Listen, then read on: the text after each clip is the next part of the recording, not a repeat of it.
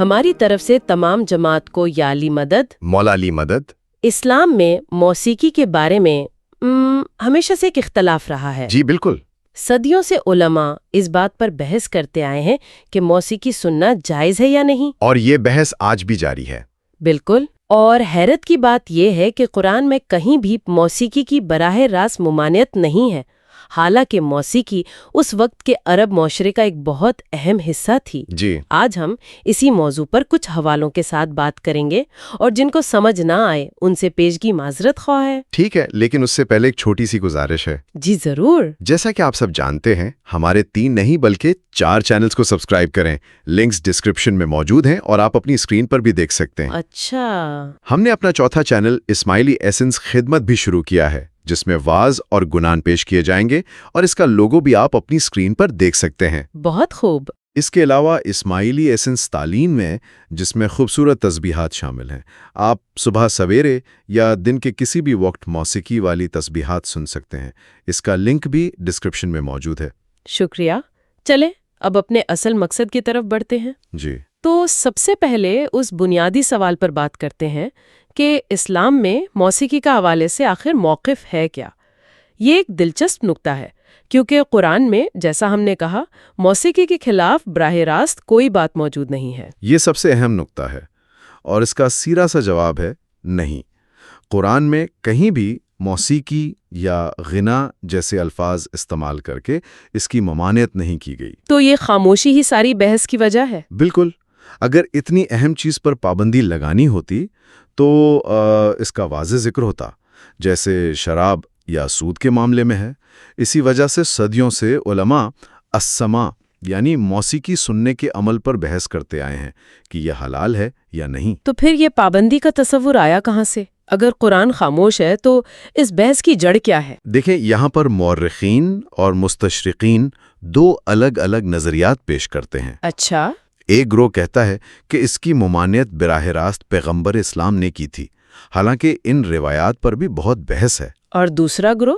دوسرا گروہ یہ مانتا ہے کہ یہ پابندی عباسی دور کے علماء نے لگائی تھی، جو موسیقی اور موسیقاروں کو ملنے والی بے پناہ توجہ سے ایک طرح سے حسد کرتے تھے۔ یعنی اس میں سماجی اور سیاسی پہلو بھی شامل ہو سکتے ہیں؟ بالکل، لیکن قرآن کی طرف واپس آئیں تو وہاں خوبصورت آواز کی تعریف بھی کی گئی ہے۔ اچھا، یہ کہاں پر؟ جی، بیضاوی کے مطابق قرآن کی آیت ہے، وہ اپنی مخلوق میں جو چاہتا ہے بڑھاتا ہے۔ جی۔ اس کا اشارہ خوبصورت آواز کی طرف ہے۔ گویا اچھی آواز خدا کی تخلیق میں ایک اضافہ ہے، ایک زینت ہے۔ اور اسی طرح ایک اور آیت میں گدھے کی آواز کا ذکر بھی ہے۔ جی، بے شک سب سے بری آواز گدھے کی ہے۔ تو جب قرآن ایک آواز کو بدترین کہہ رہا ہے تو اس کا مطلب ہے کہ بہترین آوازیں بھی ہیں، ہے نا؟ منطقی بات ہے۔ اسی بنیاد پر یہ دلیل دی جاتی ہے کہ گانا جائز ہے، جیسا کہ قرآن کہتا ہے، کہو خدا کی زینت کو کس نے حرام کیا ہے، جو اس نے اپنے بندوں کے لیے مہیا کی ہے۔ تو اب اسلام سے پہلے کے عرب معاشرے کو دیکھتے ہیں، وہاں موسیقی کی کیا حیثیت تھی؟ اس پس منظر کو سمجھنا بھی ضروری ہے۔ بہت ضروری ہے۔ عرب میں بدوی روح بنیادی طور پر موسیقی سے محبت کرنے والی تھی۔ اچھا۔ ان کی امنگیں، حرکات اور جذبات سب عربی شاعری کے آہنگ میں جھلکتے تھے، جس کا وزن مطلب اونٹ کے قدم کی طرح چھوٹا یا لمبا ہو سکتا تھا۔ یہ تو بڑی دلچسپ بات ہے۔ جی، اور مکہ میں قریش کے دور میں عکاس کا میلہ لگتا تھا، ایک طرح کا ثقافتی میلہ۔ بالکل۔ پورے جزیرہ نما سے شاعر اور موسیقار اپنے فن میں ایک دوسرے سے مقابلہ کرتے تھے۔ یہیں پر گانے والی لڑکیاں یعنی قینات مشہور معلقات گاتی تھیں۔ اور کیا مذہبی رسومات میں بھی موسیقی شامل تھی؟ جی، حج کے دوران زائرین ابتدائی قسم کے موسیقی بھرے نعرے لگاتے تھے، جو آج بھی تحلیل اور تلبیہ کی صورت میں موجود ہیں۔ لبیک اللہم لبیک۔ جی، حج کی ایک رسم کا ایک حصہ ان الفاظ میں محفوظ ہے، عاشق ثبیر کیما نغیر۔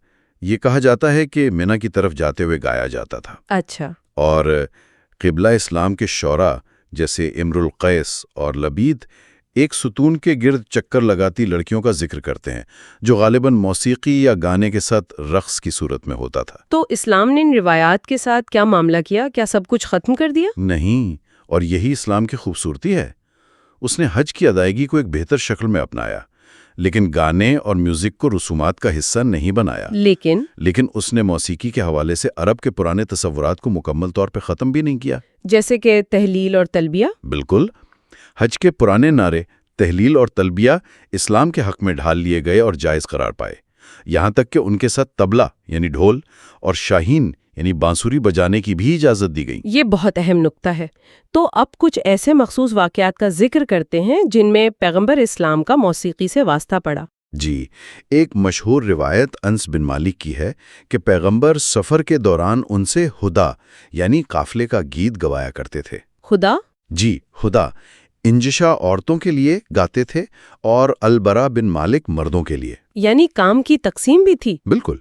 امام غزالی گواہی دیتے ہیں کہ ہدا پیغمبر اور صحابہ کے زمانے میں عربوں کے رواج میں شامل تھی، اور یہ کچھ نہیں بلکہ خوشگوار آوازوں اور موزوں دھنوں سے آراستہ نظمیں تھیں۔ اور اس وقت کون سے ساز استعمال ہوتے تھے؟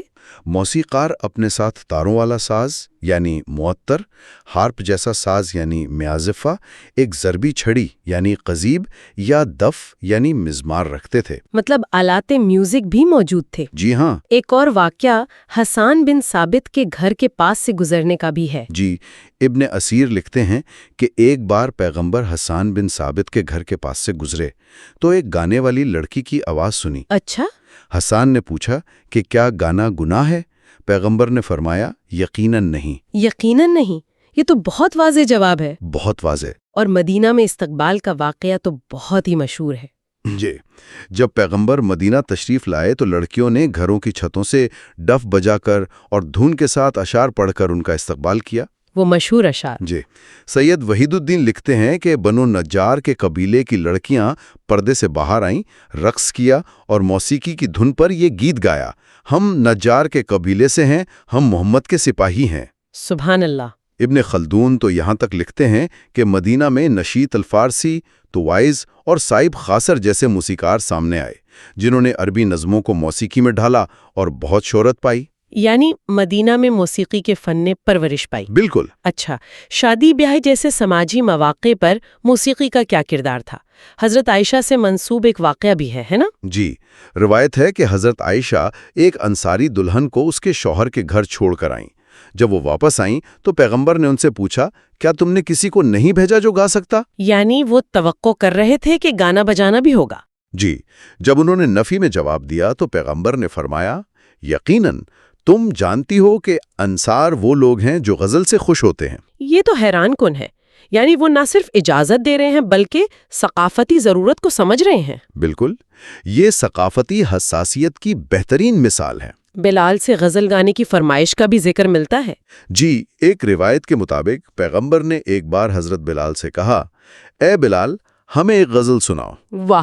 اسی طرح ایک اور واقعہ ہے کہ پیغمبر اپنے کچھ صحابہ کے ساتھ سوار تھے تو انہوں نے ایک صحابی سے امیہ کی شاعری سنانے کو کہا۔ اچھا۔ 100 اشعار سنے گئے اور آخر میں پیغمبر نے فرمایا، بہت خوب۔ بہت خوب۔ جی۔ تو ان تمام حوالوں سے کیا نتیجہ نکلتا ہے؟ ہم نے دیکھا کہ قرآن میں براہ راست ممانعت نہیں ہے۔ اسلام سے پہلے کی موسیقی کی روایات کو اپنایا گیا، اور پیغمبر اور ان کے صحابہ کی زندگی میں موسیقی مختلف صورتوں میں موجود تھی، سفر کے گیتوں سے لے کر شادی کی تقریبات تک اور مدینہ میں شاندار استقبال تک۔ یہاں سب سے دلچسپ بات ان تاریخی اور ثقافتی حقائق اور بعد کے علمی مباحث کے درمیان پایا جانے والا تضاد ہے۔ تضاد کس طرح کا؟ دیکھیں، یہ ذرائع واضح طور پر ایک ایسی تصویر پیش کرتے ہیں جہاں موسیقی اور شاعری معاشرے کا ایک لازمی حصہ تھے اور انہیں یکسر مسترد نہیں کیا گیا۔ جی، یہ تو واضح ہے۔ تو پھر بعد میں اتنی شدید مخالفت کیوں شروع ہوئی؟ بالکل، اور یہی ہم اپنے سامعین کے لیے ایک سوچ کا پہلو چھوڑتے ہیں۔ جی،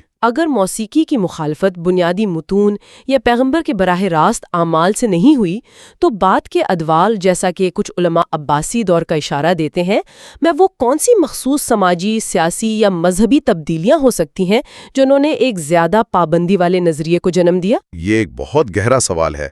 کیا موسیقی کا استعمال بدل گیا تھا یا یہ کسی اور بڑے سماجی کنٹرول کا حصہ تھا؟ ان ذرائع کو پڑھنے کے بعد یہ سوالات خود بخود ذہن میں ابھرتے ہیں۔